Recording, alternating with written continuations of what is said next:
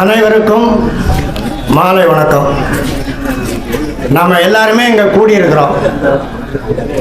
இங்கே போனால் ஏதேனும் சிறந்த செய்தியை சொல்லுவாங்க. நம்ம பணக்காரன் ஆகலாம், எல்லாரும் அம்பானி ஆகணும், அதானி ஆகணும். வழி இருக்கு. 40 நாளில் 40 கோடி சம்பாதிக்கலாம், 4 வருஷத்தில் 4000 கோடி சம்பாதிக்கலாம். ஆனால் உங்களுடைய ஆயுள் 6 மாதம்தான். அதுக்கு மேலே நீங்கள் உயிரோடு இருக்க முடியாது. ஏன்னா 45 நாளில் வளர்கிற பிராய்லர் கோழி சாப்பிட்றீங்க, சிக்கன் 65 சாப்பிட்றீங்க, குவார்டர் சாப்பிட்றீங்க. வீதி எங்கும் பார்த்தீங்கன்னா பானிபூரி தான். அப்போ எப்படியாப்பட்ட கொரோனாவே நம்ம சமாளிச்சிட்டோம். அந்த யமதர்மனும் சித்திரகுப்தனும் பேசிக்கிட்டானா, எல்லா வியாதியும் நம்ம உருவாக்கி விட்டுட்டோம்.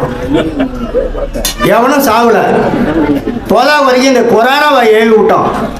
இப்போ குரங்கம்மைங்கிற நோயை ஏவி விட்டுருக்காங்க, அதையும் ஏவி விட்டுருக்கோம். எவனும் சாக மாட்டேங்கிறான். என்னடா காரியம் அப்படின்னு கேட்டான்.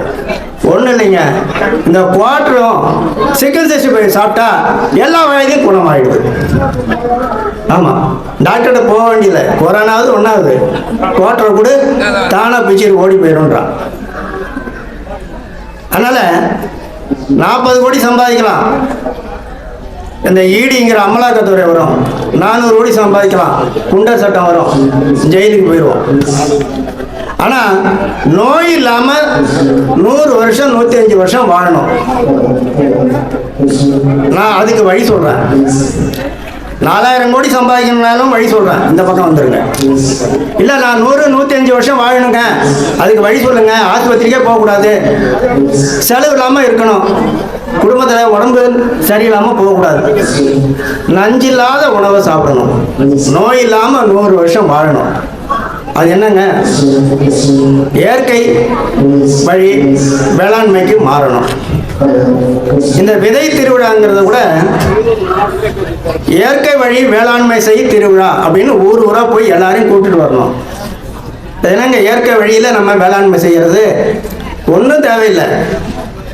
என்ஜின் இல்லை மோட்ரு இருந்ததுன்னா அந்த தண்ணி ஊற்றுற இடத்துல தினமும் காலையில் அந்த நம்ம வீட்டில் இருக்கிற மாட்டினுடைய கோமியம், மாடு போடுகிற சாணி எல்லாத்தையும் கொண்டு போய் கரைச்சி விட்டுறணும். காலையில் 30 நாளும் பயிர் அறுவடை பண்ணுற வரைக்கும் விட்டுக்கிட்டே இருங்க.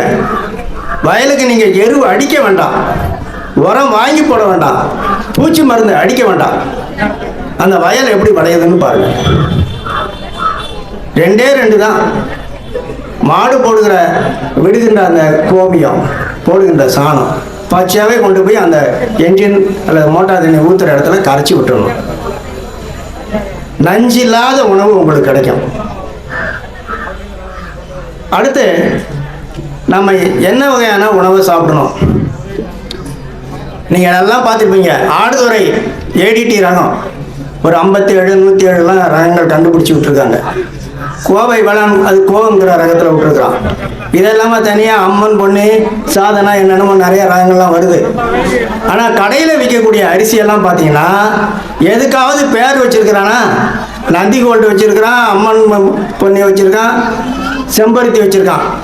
இது ஆடுதுறை 36, இது கோ 57. அவனையாவது கடையில் விற்கிறவனை சொல்லுங்கள். கிடையாது. எல்லா அரிசியும் ஒரே அரிசி தான். இட்லி அரிசி, சாப்பாட்டு அரிசி 2 ரகம் தான் அங்கே இருக்கிறது. பச்சை அரிசி, புழுங்கல் அரிசி. எவனுக்காவது ரகம் தெரியுமா? ஆனால் நம்மகிட்ட பாரம்பரிய ரகத்தில் இப்போ வயலில் இந்த வருஷம் நான் போட்டு அறுவடை பண்ணி எடுத்தது 175. அடுத்த வருஷம் ஒரு 250 ரகமாவது போட்டு அறுவடை பண்ணி எடுப்பேன். என்கிட்ட இருக்கிறதெல்லாம் வாங்கி வச்சு இப்படி கண்காட்சி காட்டுறதில்ல, வயலில் போட்டு அறுத்தது. ஒரிசாவில் பூரி ஜெகநாதர் ஆலயத்தில் 365 நாட்களும் 365 வகையான அரிசியில் பொங்கல் செய்து நைவேத்தியம் செய்து படைக்கிறாங்க. அப்போ அங்கே கோயிலில் போய் நம்ம பண்டாரமாக தங்கிடலாம். 365 வகையான அந்த பிரசாதத்தை ஓசியில் வாங்கி சாப்பிட்டோம்னா உனக்கு 200-300 வயசு ஆயுள், சாவ மாட்டேங்க. நல்லா இருக்கிறவனுக்குலாம் ஆஸ்பத்திரிக்கு போகிறான். பிச்சைக்காரன் எங்கேயாவது டாக்டர்கிட்ட போய் கீழே நிற்கிறானாங்க. அவனுக்கு எங்கேயாவது வியாதி வந்திருக்கா? எங்கேயாவது நரிக்கு வரவங்களாம் பார்த்தீங்கன்னா டாக்டர்கிட்ட வந்து டோக்கன் வாங்கியிருக்கானா? கிடையாது. நானே கடைசியில் அங்கே போயிடலான்னு தான் பார்க்குறேன். ஒரிசாவில் நோயே வராது. தெரியுதுங்களா? அப்போ இந்த பாரம்பரிய நெல் ரகங்களை நம்ம சாகுபடி செய்யணும். அதை எப்படி சாப்பிடணும், ஏன் சாப்பிடணும்? ஒரு குடும்பத்தில் இருக்கிறவங்க எந்த ரக அரிசியை சாப்பிட்றது? நந்தி கோல்டு சாப்பிட்றதா, செம்பருத்தி சாப்பிட்றதா, அம்மன் பொன்னி, நெய் கிச்சடி, மணச்சநல்லூர் பொன்னி சாப்பிட்றதா? அது மாதிரி நான் சொல்கிற மாதிரி பின்பற்றுங்க. உங்கள் வீட்டில் எத்தனை பேர் இருக்கிறாங்க? ஆண்கள் எத்தனை, பெண்கள் எத்தனை? ஒரு கணவன் மனைவி, 2 பிள்ளைங்க, அப்பா அம்மா வயசானவங்க. அப்போ பெண்கள் இருக்கிறாங்க, அவங்கெல்லாம் பூங்கார் எடுத்துக்கணும். பெண்கள் பூங்கார் சாப்பிட்டாதான் பெண்கள் என்கிற அந்த தன்மை இருக்கும். குரல் தடிப்பு வராது, மீசை முளைக்காது, அழகா முடி கூந்தல் வளரும், இடுப்பு அந்த இது இருக்கிறது.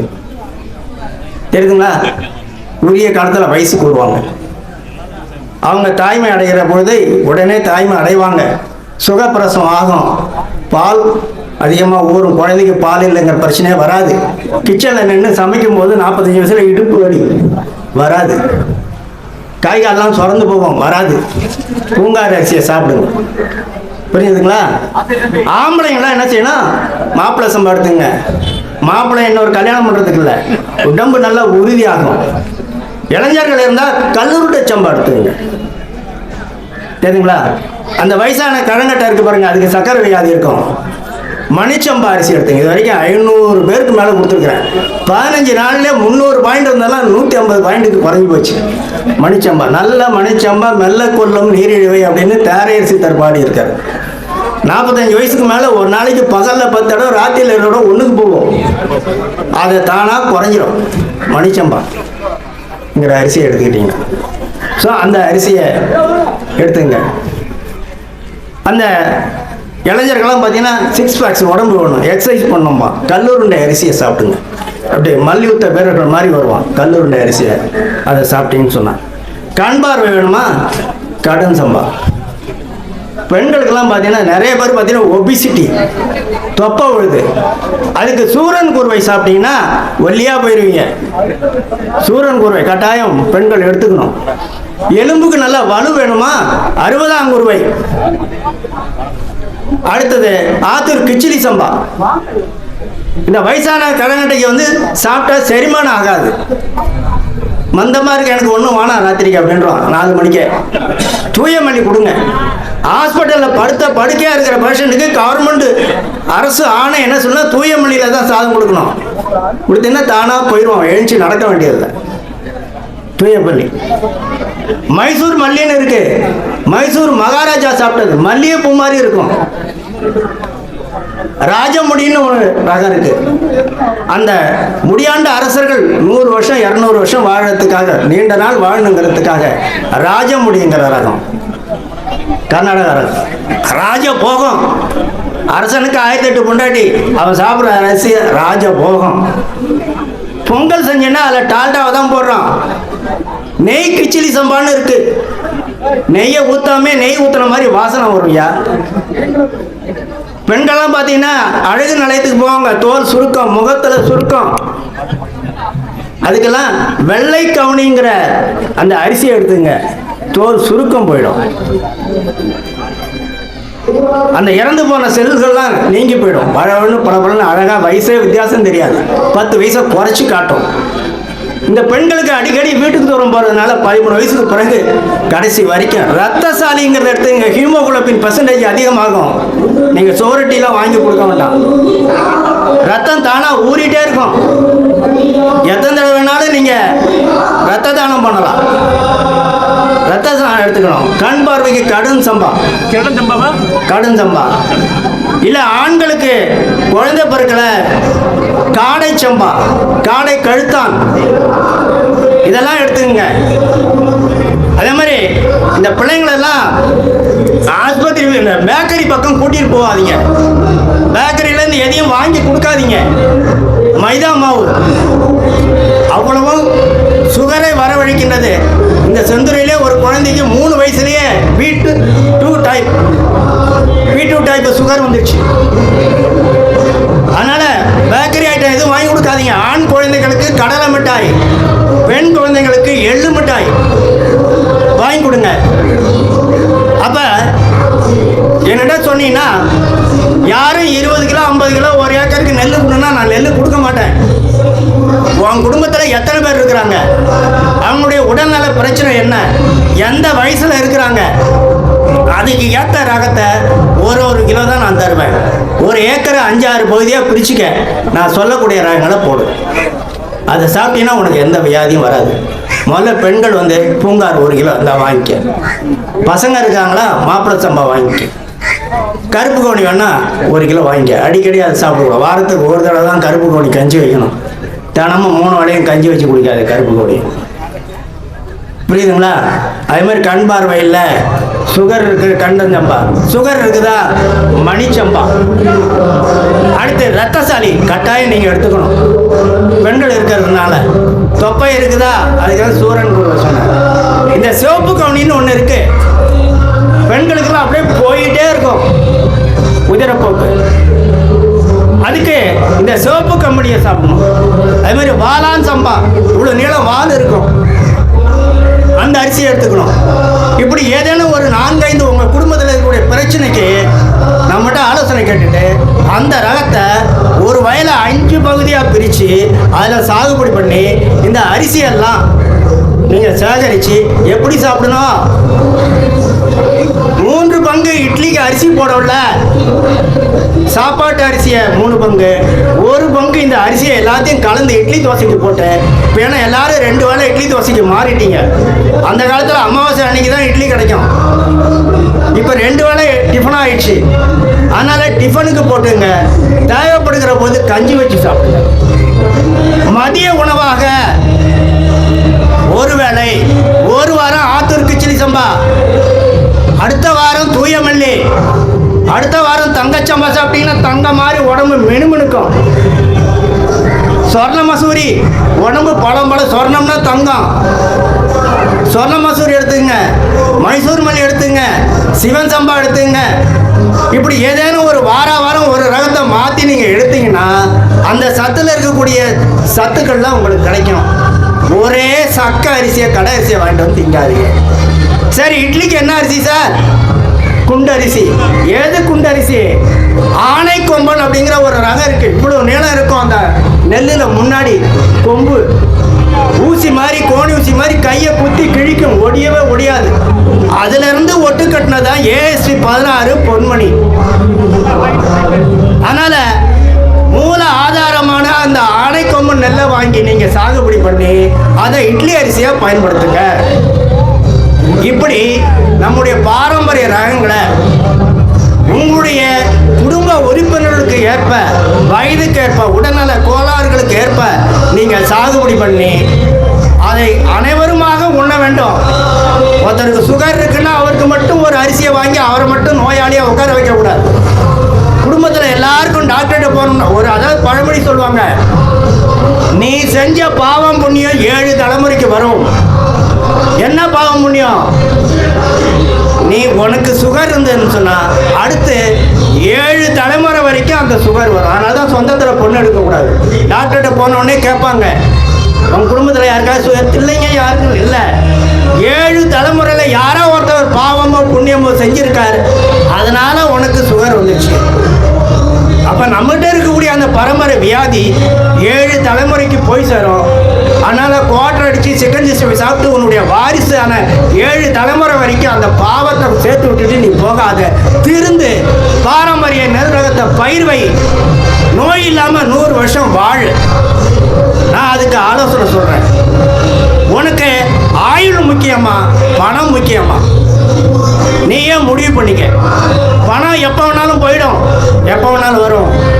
ஆனால் ஆயுள் அது கடவுள்கிட்ட இல்லை, நம்ம கையில் தான் இருக்கு. அடுத்து 2வது, பச்சை அரிசி நல்லதா, புழுங்கல் அரிசி நல்லதா? புழுங்கல் அரிசி தாங்க. பச்சை அரிசி வாதம், வாயுவை உண்டாக்கும், கை காலை இழுக்கும், நரம்புலாம் இழுக்குதுங்க. அப்படி விந்தி நடப்பான். இழுப்பு சம்பா சாப்பிடுங்க. இழுப்பு சம்பாவை வீட்டுக்குள்ள வச்சுட்டு பூட்டிட்டு போ. அடுத்த நாள் போய் திறந்து பாருங்க, வீடு பூரா இழுப்பு வாசம் அடிக்கும். 7 ஊருக்கு வாசம் அடிக்கும் இழுப்பு சம்பா. தெரியுங்களா? ஜாஸ்மின் தாய்லாந்து நாட்டு ஒரு ரகம் இருக்கு அரிசி. தொடர்ந்து 17 முறை நம்பர் 1 வேர்ல்டுலேயே நம்பர் 1ங்கிற அந்த பரிசை தட்டிட்டு இருக்கு. அந்த ஜாஸ்மின் என்கிட்ட இருக்கு. கிலோ 3000 ரூபாய் கொடுத்து நான் வாங்கினேன் 1 கிலோ நெல்லை ஜாஸ்மின். மணிப்பூர்லேருந்து ஒரு கவுனி 1000 ரூபாய் கொடுத்து வாங்கினேன். மணிப்பூர் கவுனின்னு ஒரு நெல் 1 கிலோ.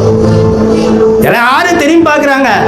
அவ்வளோ இனிப்பா இருக்கும். வெல்லம் போடவே வேண்டியல, இனிப்பா இருக்கும் சக்கரை பொங்கல் செஞ்சா. அதே மாதிரி திடீர்னு வீட்டுக்கு விருந்தாளி வந்துட்டாங்க. அரிசியா இல்ல, பிசினின்னு ஒரு ரகம் இருக்கு. இவ்வளவு அரிசியை போட்டீங்கன்னா 10 பேர் சாதம் முழு வந்துடும், 10 பேர் சாப்பிடலாம். இலங்கையில பச்சை பெருமாள்னு ஒரு நெல் ரகம் இருக்கு, வச்சிருக்கேன். அந்த புத்த பிட்சுகள்லாம் புத்த ஆலயங்கள்ல விபூதி குங்குமம் கொடுக்க மாட்டாங்க. இந்த 2-3 அரிசியை தான் கொடுப்பாங்க. அந்த அரிசியை வாங்கிட்டு போய் நேர பூஜை அறையில வச்சிருங்க. அது இறைவனால் தெய்வத்தால் ஆசீர்வதிக்கப்பட்ட நெல். உங்க வீட்டுக்கு லட்சுமி கடாட்சம் வந்துச்சுன்னு அர்த்தம். எங்கேயாவது அடுத்தது முக்கியமானது, உங்க வீட்டு பிள்ளைங்க நீட்டு தேர்வுல பாஸ் ஆகணுமா? படிக்கிறது மறந்து போயிடுதா? காலா நமக்கு அரிசி சாப்பிடுங்க. ஒரிஜினல் காலா நமக்கு சொல்லி நிறைய பேர் அது இதாகுது. ஒரிஜினல் காலா நமக்கு வாங்கி சாகுபடி பண்ணுங்க.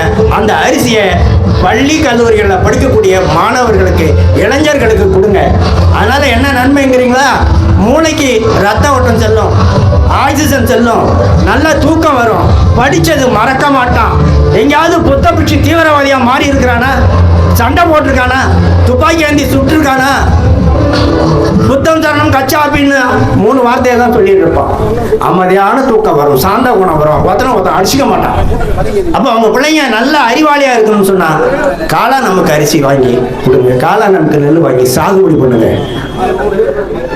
அன்னமழகின்னு ஒரு ரகம் இருக்குங்க, குங்குமப்பொட்டு கலர்ல இருக்கும் நெல், அரிசி வெள்ளையா இருக்கும். மதிய நேரத்துல சுடுசாதத்துல கொஞ்சம் தயிரை போட்டு அப்படி பசங்க அப்படி சாப்பிட்டுட்டே இருந்தீங்கன்னா தட்டுல இருக்கிறத பூராவும் சாப்பிடறதுக்கு முன்னாடி நீ அவன் தூங்கிடுவேன், தட்டி எழுப்பி விடுவாங்க. இப்படி எத்தனையோ அரிய அந்த பாரம்பரியங்கள் இருக்கு. அதை பாதுகாத்துட்டு இருக்கிறேன். 30 கிலோ 40 கிலோ கொடுக்க மாட்டேன், 1 கிலோ 1/2 கிலோ. காலையில கூட ஒருத்தருக்கு 100 கிராம் 250 ரூபாய்க்கு அனுப்பி வச்சுட்டு வந்தேன். எனக்கு நண்பர் கொடுத்தது எல்லாமே ஒவ்வொரு ரகத்திலும் 2 கதிர் தான் கொடுப்பாரு. அடுத்த வருஷம் நான் அதுதான் கொடுக்க போறேன். நீ உன்னுடைய உடல் நலத்தின் மீது, ஆயுளின் மீது ஒரு வேட்கை இருந்தால், பற்றுதல் இருந்தால் போதும். 10 நெல்மணிகள் போதும். அதுல இருந்து நீ பெருக்கிக் கொள்ளலாம். நாங்களாம் அப்படிதான் தேடி பிடிச்சி வாங்கி அதை பெருக்கிறோம். 10 கிலோ 20 கிலோலாம் இல்லை. என்கிட்ட இருக்க 4 ஏக்கர்ல நான் இந்த 200 ரகத்தையும் பண்ணோம்னா 200 ஏக்கர் வேணும். சாகுபடி பண்ண முடியுமா? ஆனால் உண்மையிலேயே நீங்கள் பாக்கியசாலியாக இருந்தால், என்னுடைய உரையை கேட்டு நீங்கள் பின்பற்றுவர்களாக இருந்தால் 100 ஆண்டுகள் நீங்கள் வாழ வேண்டும். உங்களுடைய வருங்கால தலைமுறைக்கு பெரிய திட்டுவோம். எங்க கிழவன் கண்டதையும் தின்னுட்டு என்னுடைய பரம்பரைக்கு வியாதியை உண்டு பண்ணிட்டு போயிட்டான், அவளை என் கண்ணுல மட்டும் சிக்கட்டும் அப்படின்னு சொல்றக்கூடிய ஒரு துர்பாக்கிய நிலையை நீங்கள் உருவாக்கி விட்டு செல்லாதீர்கள். பாரம்பரியத்துக்கு மாறுங்கள், இயற்கை வேளாண்மைக்கு மாறுங்கள். உங்களுக்கு என்ன ரகம் வேணும் தரேன். இந்த வருஷம் சாகுபடி பண்ணி அடுத்த வருஷம் அதிகப்படுத்தி உங்களுடைய குடும்பத்தை 7 தலைமுறையும் காப்பாத்துங்க என்று இந்த வாய்ப்பு கொடுத்தமைக்கு நன்றி கூறி விடைபெறுகிறேன். நன்றி, வணக்கம்.